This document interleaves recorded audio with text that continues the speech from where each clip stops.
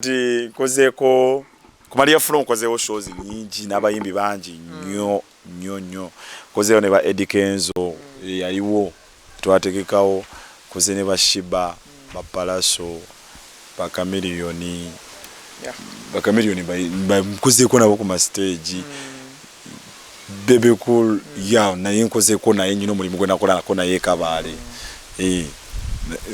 all the big threes by the way. Abayimbi abasinga obungi mu industry atulaba bamanyi obaleseko ku stage bona mbaleseko ku stage bafana bani ba alien skin buli omu ate ne bate ba alien skin bagenza okujja ngate ffe tu already naffe tujiwanisemu kati ate ffe tubaddewo ne ba alien wali eri nga tebinabana ku hypinga muntu biki era nga gamba Singanasoma oyo kyali wange. So obasanze otya abayimbi bano okola nabo? How have you find them? Sibabi just abaludde ababaddenga abamu baganda banga basoka mirimo abamu si bonna emirimu babadde bagitambuzaamu olusi mu bukyamu. Katola banga fiki mwana bo wa buli muntu platform ku page platform tomanye nkyani agenda okubeera ani kanato omuntu walaba nga fiki bamuzimbidde amaka manene nga gamba kasajja ko kaluga oba tewaluga wabula oba wakola strategy okuva wansi. You get my point? Nti ba presenter kuba kati ndi presenter nkola ku Bukedde TV ba presenter bana nene isajja weyisamu ku ground ematalinga nnyo ate ze bade Masaka naye emikwano gy'abayimbi gyenyine Kampala miyitirivu ate nga n'emirimu gyange bagikola mbampa ne ku sente ate nga sibasaba na sente boli awo nga akokyezaayo nga Guy Jackson kola woti nakuwa why bw'okola omulimu gweraga ati waliwo oluyimba luno ati ng'oluyimba lwa Gasha Mutoni luno olupya lwa Maswale Maswale mukwano ogundi byo omukwano nsubira wali oluliddemu bimba iyo project njirimu naye Masaka ekuba siwe kiri sebo why because my impact is real. Bwengamba nti this is Alien Skin, this is Dexa Muchusa, this is St. Max Main, this is Jobu Kenya, this is Liberty After, this is DJ Mail Pro, this is Adon DJ, this is Jamil Selector, this is Fik Media, this is Party Time 256 Blood. Ochitegedde? Biba bya tuba twekola. You have to make yourselves. Okay. Kati tune MC Jackson tuliwayamu emboozi. Oba msobo maze mu myaka emeka kati gyobala ebiri 3. Kambale 3. Kambale 3 naye nafunye mu success. So far. Kasente okafunye. Nkafunye bakwasika investinze nnyo munze. Olifunye. Nakyo kyebaliza Mukama Katonda. Atandike nokubulira byofunye mu kifo ky'okubuuza ate gwobi ngambe. Ati nange nkutegeera gwe tomanyi nti nkutegeera. So akasente weekalye ekyo I can confirm. Erinnya weeriri ekyo nakyo weekiri. Ekirala ofunyemu kibazadde bo kwenyumiririzaamu. Ne famire yaffe obulamu nabukyusaamu. Nze nganzo wange sinabukyusa nnyo naye ate ewaffe bukyusizza. Kugamba omuntu atuuka ewaka n'ategeera nti famire eno evaamuko ku muntu alinga Jackson.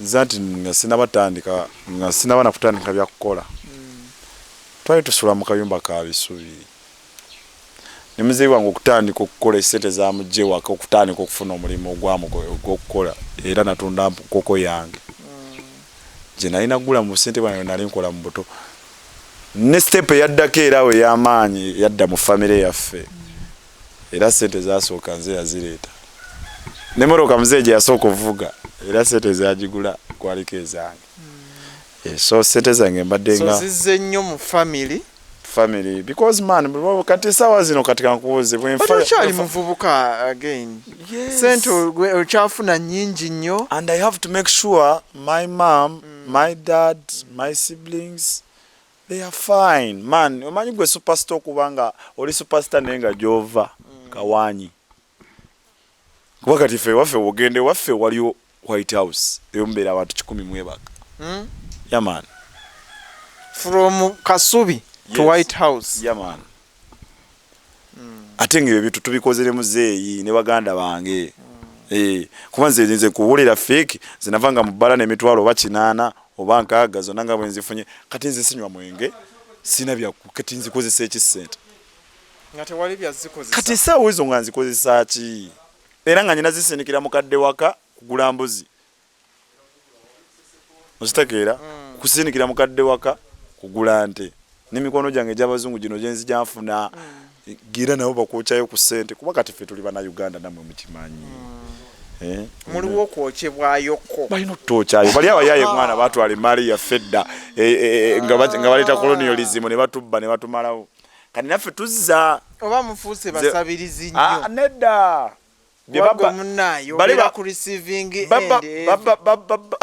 babba bajjajja baffe kati naffe tubabba tuzza byaffe no man mubakuba enseke bw'omufuna tomuleka oluteera ddala eri gano mbawadde gabawi kasita mbyogedde mu Luganda n'olusika n'okakasiza ddala nti gye luva eri wakalidde olina kuba ng'okuba luseke goba toyagala tetukulinaako buzibu so industry emboozi endaga nti oba osanga tonnagifunamu nnyo okusoomoozebwa ng'oggyeko kati waliwo otubuliddewo watandika okusoomoozebwa kati ndi mu kwogera kati as of now emboozi yendaga nti everything is going on well oba obumulumulu obutintini tebubulamu but general picture endaga nti toyina kusoomoozebwa kwosanga kati kusoomoozebwa kubaddemu oyo kati okola na kampuni emu kuzisinga wano you're working with Vision Group amabaala okola mugamaanyi makindi awo anti kati so tewali nnyo okusoomoozebwa kubaamu boyi wange kubaamu ebyaddala nze suzeeko enjala ebyalaali bagagga bonna b'olina mu ssimu y'omu yaman ate ekyo kyekikufuula omusajja kyekikufuula ki omusajja takaaba blood musajja takaaba ate enjala buli lwekuluma buli lwosinga okulowooza okunoonya essente nnyingi okategedde buli lwobeera mu kafati zone boyi wange toyina kyogenda kukola okusoomoozebwa nkufunyeemu nyina ekibiina kye nakola events company bagita party time 256 yenze CEO waayo wakagikola do you know why kati emaze omwaka nga gumu party time emaze omwaka nga gumu ekola ki hosting nights events prom parties kati nazo tuzikuba was recent na hosting gondi prom party ya Makindi SS n'emirimu gye tukoze mingi nnyo giwera 8 giwera ne10 ate nga abantu batuwa ssente okusoomoozebwa ensonga lwaki natandika kampuni eyo okujja kutya mugina emirimu gye tubaddemu badde banyooma nnyo kye tukola ng'omuntu ayagala ojje akwokyeyo ekyeki ekyesatu ojje agambe komawo enkya okitegeera ate nga nze mwana nze saakula nga njagala kusabiriza nakula nga njagala kukola ssente yange kati ate raba bano bananyini mirimu ate bwe bagala okunfuula omusabirizi because buli lwompa omusaala mutono boyi wange nga nyina okwambala engato y'emitwalo 2 nyina okwambala essaati y'emitwalo 5 nyina okusula obulungi nyina okulya ndabike bulungi kozi bwobeera ku stage obanga icon obanga kyakulabirako you get kati ate onsasula emitwalo 3 oba 4 how do you expect me to look good onsendeka mu kusabiriza okitegedde ate kyesaagala kati nze nga njagala nnyo nsasula omusaala gwe nkoledde nti oba mitwalo 5 genkoledde oba kakadde kenkoledde because nziza okoze sales anti blood kyovola beno generation nkambwe tulina mwana gwogenda kukozesa bya kisiru naawe taliiwo tulina MC Jackson kubukedde otuukayo otya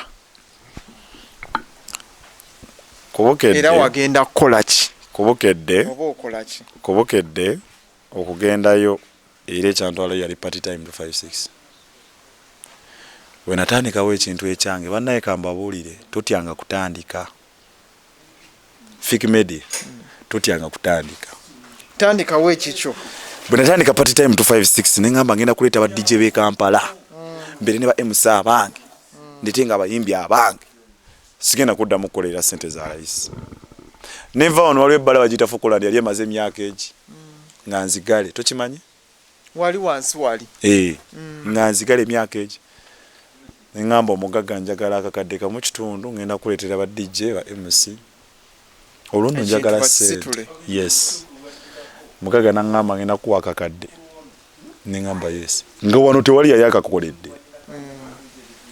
nakampa kinakuwa nenkubira kyali wange bali bamuyita Adon DJ kati akola ne NBS naye biseera byo nga tanatandika nakola ne NBS namulabira ku DJ Mark akola ku NBS naye kyali wange nga wengambye nti nkola nnyo emikwano kati nemuyita twabakuba disco ebbala ne piikinga ebbala gye bali bamanyi nti yagwa party time negisitula ng'olwo ndi ne Uncle Joe Kenya, St. Max Main Afro Rapper #1, Eyo Kayaz, ba Montana, ba Uncle Suna, group y'abavuka era bwe tukyali. Fene tukola nga tulina ba artists, visual artists. Nga decoration tukuloli just si bino bya balloon nga tukola decoration wa art. Era mu Uganda nze nkubuli amazima bagenda kulaba ebintu ebitali bya bulijjo. Just kaseera buseera. Party time nga tuli bulala. So today wali kubukedde.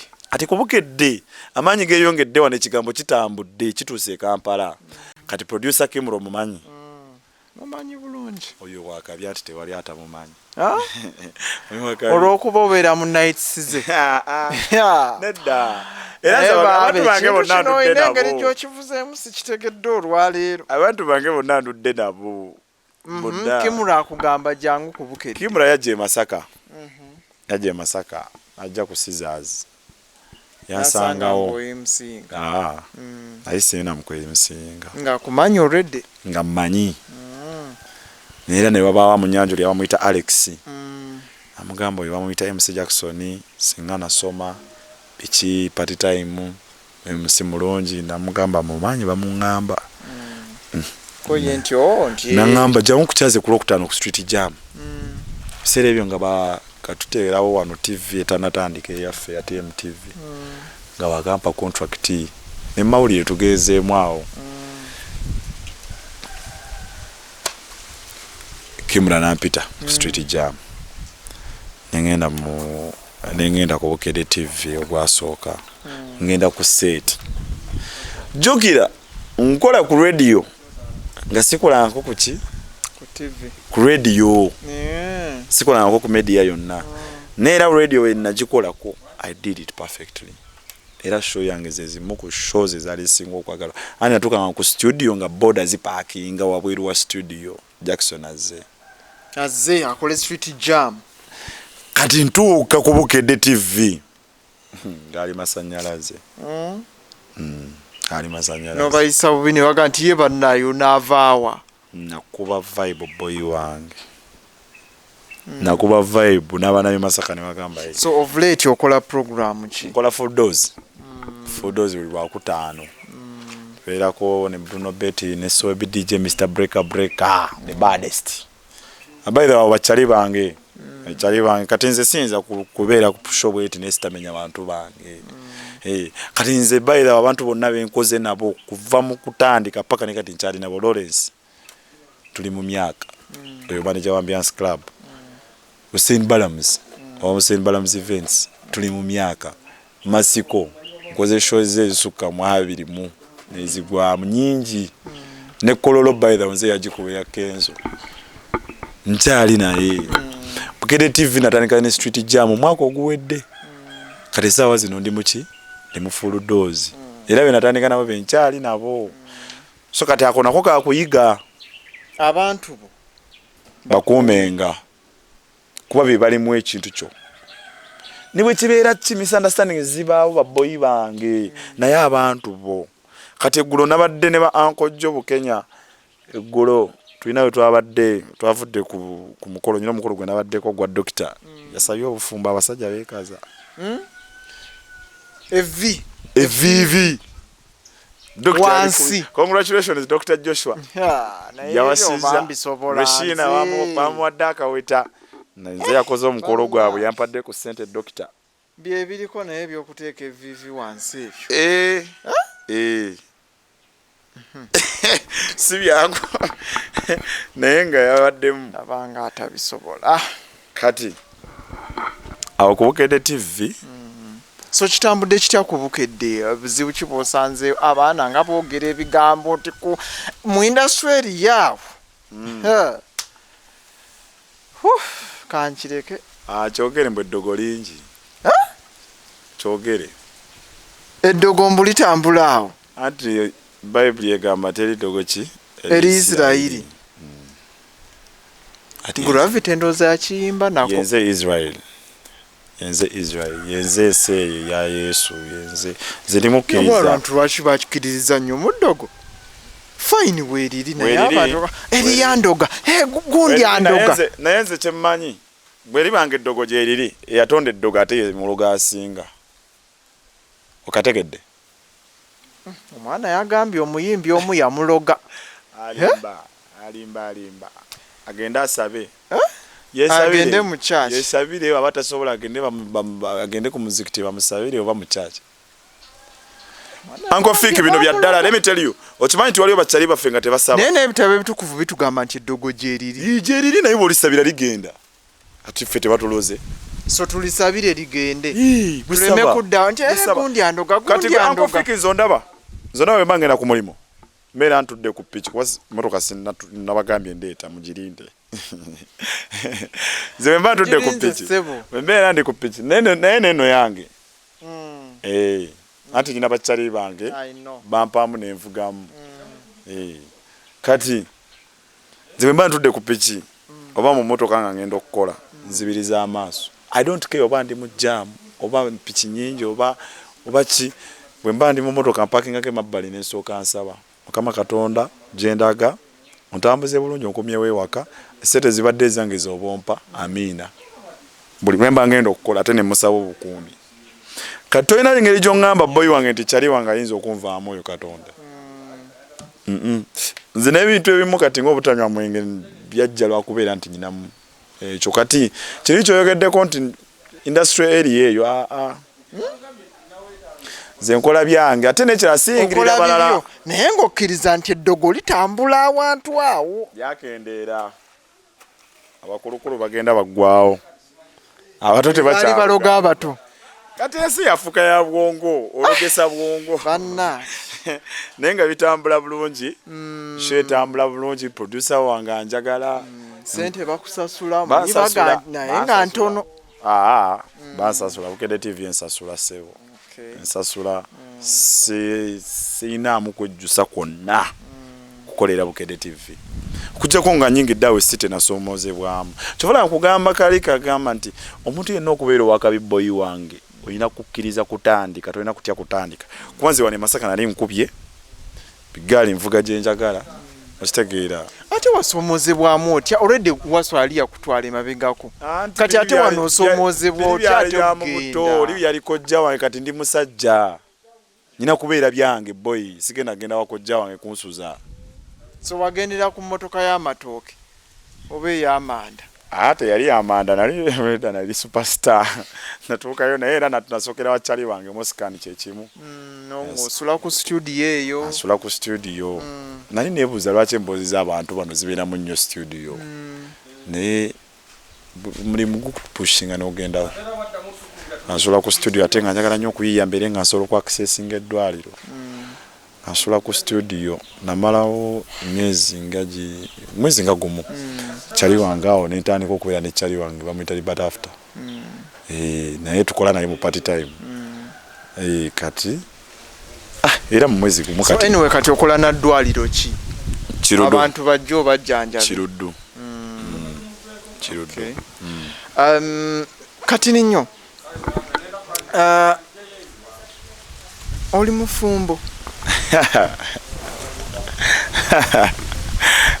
kubanga kati abaana bali kuno bwedda bakulaba baga nti niye Fiiki atuuka ddi wetwagala. Okay fine, tubiwulidde, akuliddewa, ennaku aginyumizza, naffe tuyina eyaffe lwakuba tetulina kamera mwe tutunula kuginyumya, kati twagala wali okumulaba tumulabye.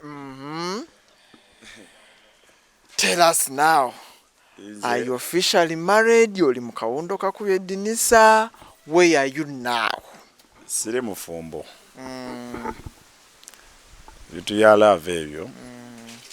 Sagala nnyo kubinyumyako. Ekuyisizza bubi. I can read from your eyes. Atempesezza bubi wabula enkuzizza. Manyi waliwo okuyisibwa obubi n'okukuzibwa. Kati ate abamu bayisa bubi n'etabakuza. Era boyi wange amagezi genkuwa obanga oli muvubuka nga tonnakwana, funayo gw'okwana nga mubaaya nga mubanda. Kwanayo omuwala omubanda. Akutereze. Anti wetereza wekka. Boyi, anti nze nawasanga nkyasoma. Funirawo omukyala. Wasa kikootegeeza ssebo. Okuwasa okwaffe okumanya kw'abavubuka. N'okaleeta ne kabeerawo mu kazigo ko. Mwagala nnyo. By the way, njagala. I know. Omulago muhabbati gonna. Namwagala cause I was making money. Netufunirawo. Ate ekyenjagala ku bakazi by the way kiri kimu. Si kimu kale bingi naye specifically bazimba. Omukazi azimba omusajja. Byaddala. Naye kuba bino bintu by'okwambala, bintu by'okwefaako, bintu by'okumanya nti nyina okuba nga nnyirira. Bakazi be babikola. Bintu ffe tetubimanyi boyi. Weberera bibyo. Nze solo boy ffe tusobola n'okubeera ewaka boy nga byonna biri awo justing oli comfortable tofudde nayo. Naye ebintu by'abakyala. Omukyala oyo kye mwebazaako bebi wange eyankyawa gwe tweta yemanyi. Sinza mwogerako. Naye mukyasobola okuddawo. Wacha wewe sisobola. Todda mabega. Bodde mabega. Obanga agamba todda mu maaso. Okategedde Uncle Fiiki. Obanga agamba todda mu maaso. Mwagala nnyo era by the way ndifuna ku ssente nga ziweze. Nyina akalabo ke ndimuwa. Oba mugulireko ka poloti. Mwakyawagana mu bulungi. Obulungi. Yakukyawa n'okkiriza nti ankyaye n'okikkiriza n'okimira. Teyankyawa. Just abo yaye bamuvuga speed. Bamuvuga speed naye nga bambiye ngoma. Nga kasasiro. Sikasasiro. N'agenda ne class. Ate class yagenda nayo ngeri ku kyeyo. Nze kyali Uganda neeyagala. Acha wewe na. Class yagenda naye eri ku kyeyo. Anti sente zijja kwa account goli wano. Tewali naye bamukyawa. Bakokyayo kyebiri kye. Naye yamukyawa. Bamukyawa ate yetamala na banga ddene namala naye. Oyo mukazi yali wakabisebo. Nzijala bakazi balungi. Oyina kubanga oli kalungi. Nga oyina kwegamba ng'oli kayonjo, oyinamu ku ssente, kwegamba olabika bulungi oyinamu ku magezi. Kati boy wange kati nze kyandeteranga okwagala oyo omuwala nti yali ayinamu ku ssente nga mulungi, ayogera bulungi naye nga ayinamu ku ffujjo. Naye nga amanyi okundabirira. Kati kikyoba kati ate nga nze mu mutima gwange ate sina kantu ka bwenzi. Mbanyi nagwe njagala essaawa eyo yaoyo. So wakabeera mu relationships mmeka as of now? Kati nawe Fiiki ebibuuzo bakyabibuuza abasajja. Kati gwe wakabeera mu mmeka? Siina gye nalimbaddemu. Alimba. Ama comment section mutubuulire. Relationships ze nakabeeramu eziri serious. Eyo yawunzika bwetyo naye ate eyo yampushingako kuba nafuna amakane netongola nefuna apartment gye naddamu nga omukazi era yampadde amagezi n'ebyokusavingira nga omukazi yampa amagezi. Naye byonna byenasuubiza mukyala wange ebimuntu bitandise bituukako kamuyite mukyala wange wadde twayawukana. Namugambanga ndi ndibeera ku TV nga simanyi nti ndibeera nayo kati gyendi. N'ebirala bye namusuubiza era nja bituukiriza. Because omanyi buli weesuubiza ekintu omusajja yenna ogamba nti ndikola kino kikole. Omala n'okikoleera. Yaman Katonda awulidde olulimi lutonzi. Kati omukyala wange bwe nayawukana naye nefunawo awakaana kali kalungi nnyo kanjagala. kati manchali nakatawo ne wajingirawo omuzungu manchali naye ne wayingirawo half caste ati bimba dawabeera wabo gambozi baddemu awo obatabaddemu anti ngera sinnafuna waddala nga batagalamu naye nga obamu n'obwana bo sporting nga n'ogaakano kalungi soloka kati oyina owaddala ayi muwulidde mwetege kati nze mba nindako nga tebanneetega sebo nga tebanneetega nyinamu abantu bange bali mu relationship nange for some years nkyanoonya gwendi wasa amalimba nze mbale mwe mumanye kyemulimpa ebyaddala sajja wuuno abagambye si mufumbo olabirawo ng'omwana nga zze ng'amalayo ng'amalayo byonna bisobola okutereera omanyi ki oba gwe bogamba bakozesa rounding ndekera tebalina kigenda mu maaso tebalina kitambula bakiina nze sebeera na mukazi atalina kiddako kuba nange nyina ekiddako so bakirina naye wama nawe oba ng'oli eyo sajja wuuno vubuka luuluno olwakabi olw'oku TV anti akofeeki nga tonnanteeka mu banoonya ate program mwe muziina omusajja anoonya mu banoonya twalisoosire twekubyayo nonkwata nga ndi kamuli omusajja amaano nze mbazigirira wano akofiika abalimba nze mbazigirira wano sinoonya maani kati mwe muddeeyo mwegire mwe munaamanya nti ate tudibidde ku lujja nze abantu mbaleeta wano gwe fiiki ndeka abakazi nyina bangi abantu so bangi abantu awaanya naye nga obozi okuntawanya bambi making sure nti you have the qualities kakasa nti osobola okubeera n'omuntu nga billionaire ng'olina obwongo obusobola okumanaginga akawumbi oba tobulina ndeka akute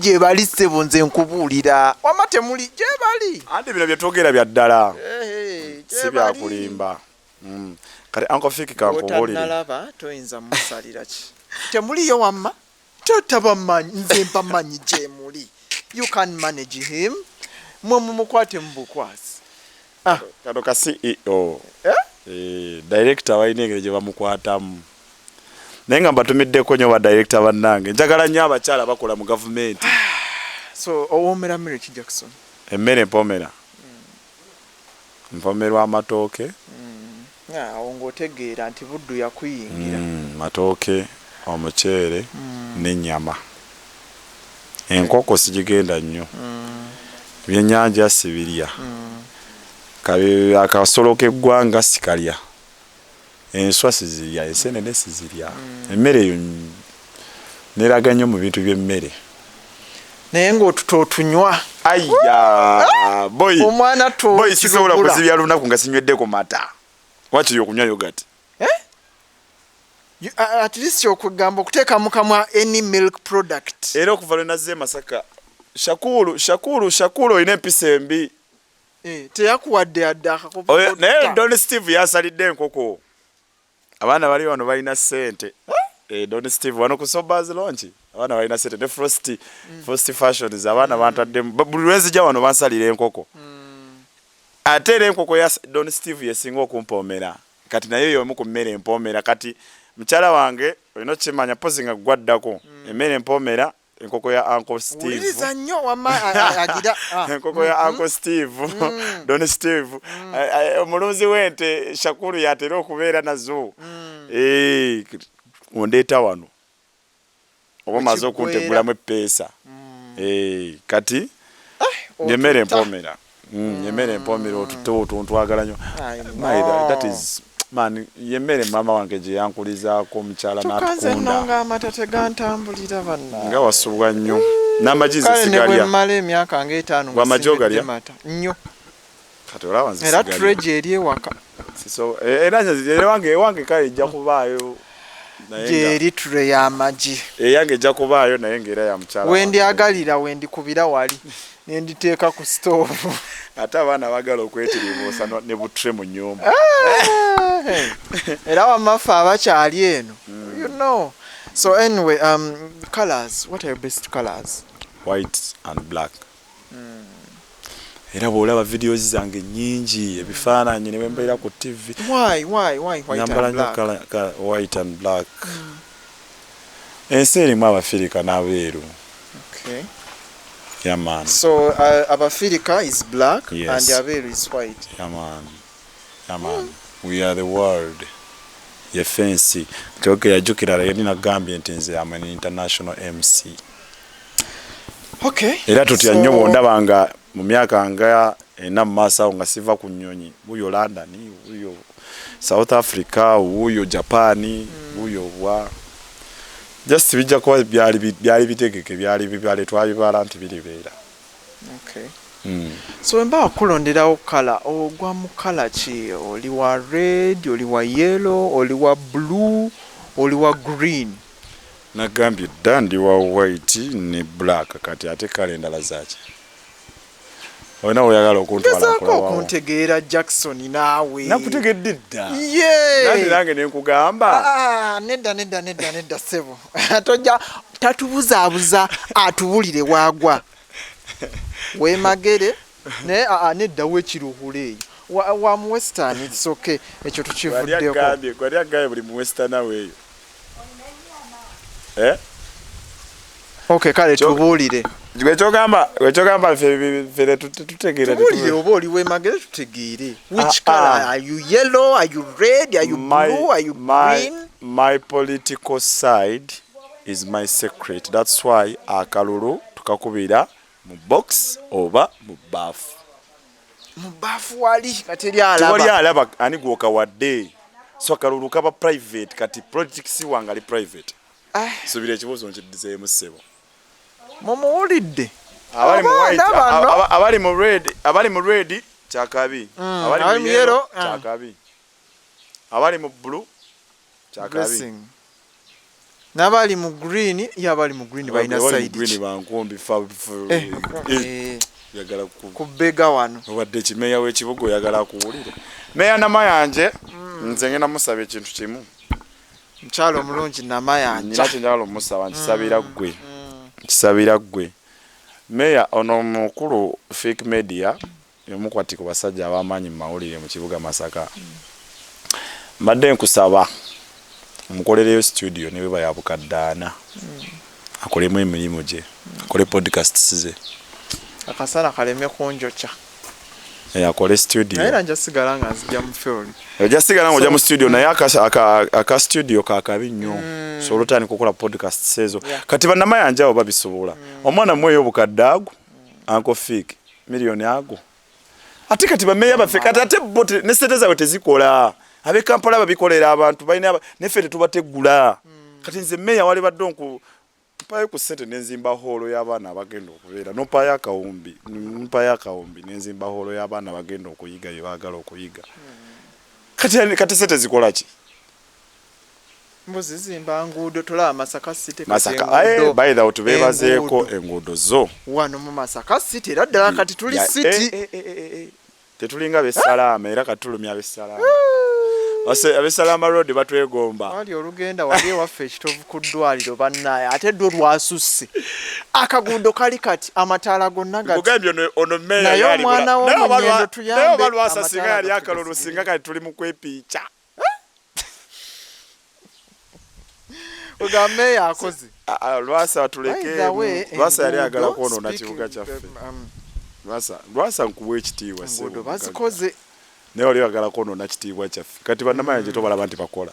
Gwe tobiraba. Bakola n'abaana bafunye ssente mu Masaka.